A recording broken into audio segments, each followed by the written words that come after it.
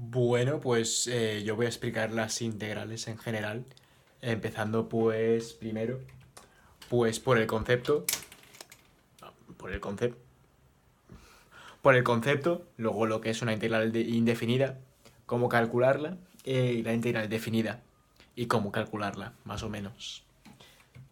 A ver, básicamente lo que es una integral es pues una suma de infinitos sumandos o sea, infinitamente pequeños. O sea, coger como muchos sumandos y sumarlos pues uno a uno hasta formar un número concreto.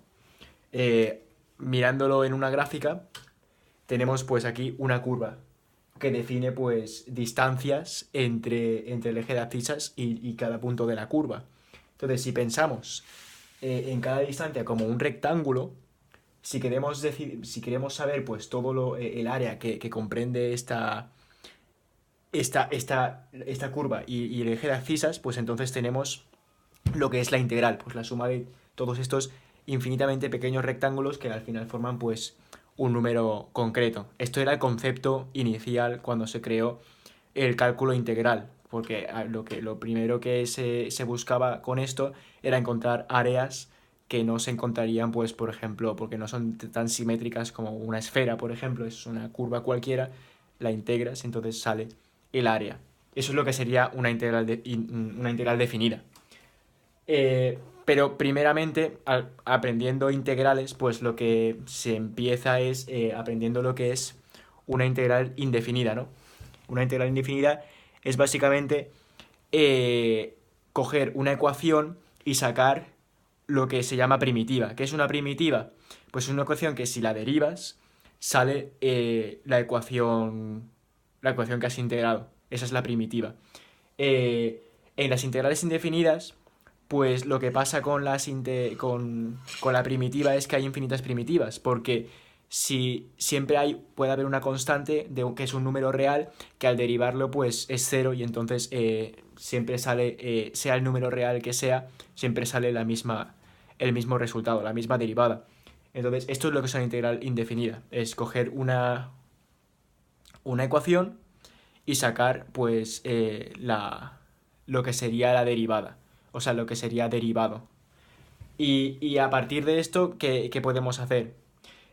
Con la integral indefinida lo que tenemos es, pues eso, encontramos la primitiva. Y lo interesante es, con la integral definida lo que podemos encontrar, pues, es pues, definir el trozo de la ecuación que nosotros queremos encontrar para poder, pues, encontrar un área, por ejemplo, ¿no? Que es lo que interesa realmente.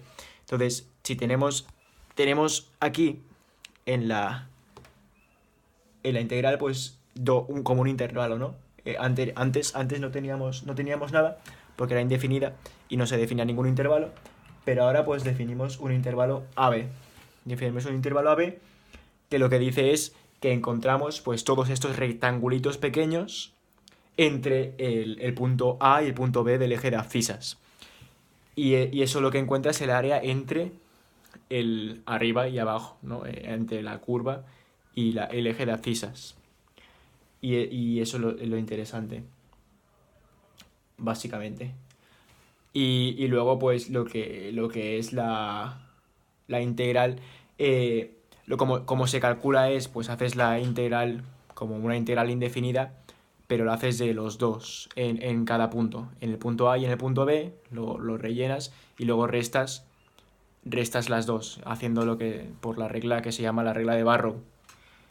Y, y luego, pues lo que hay que tener en cuenta en el cálculo de las integrales indefinidas es, por ejemplo, cuando hay intervalos por debajo y por encima del eje de abscisas, en cuyo caso habría que calcular pues por separado tres, tres integrales definidas, porque es diferente lo que hay que restar a lo que hay que restar en la regla de Barrow. Depende de si uno está arriba y uno está debajo. Hay que restar lo que está arriba de lo que está debajo. No, lo que está debajo de lo que está arriba. Y ya está, básicamente es eso, es encontrar rectangulitos pequeños y si es indefinida pues encuentras todas las ecuaciones que si las derivas sale esa ecuación Y si es definida, pues encuentras pues todos los rectangulitos que hay dentro de un espacio. Y eso es lo que es una integral, básicamente.